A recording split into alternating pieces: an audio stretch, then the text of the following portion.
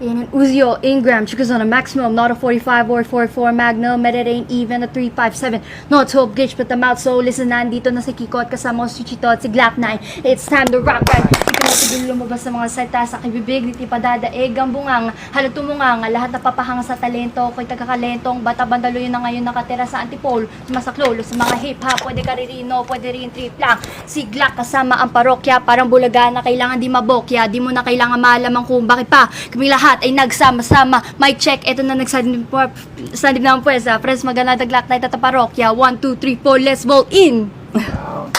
Okay. Diba? Nananalay tay.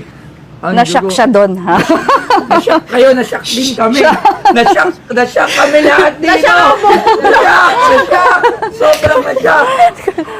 Ngayon, eto naman ang tanong.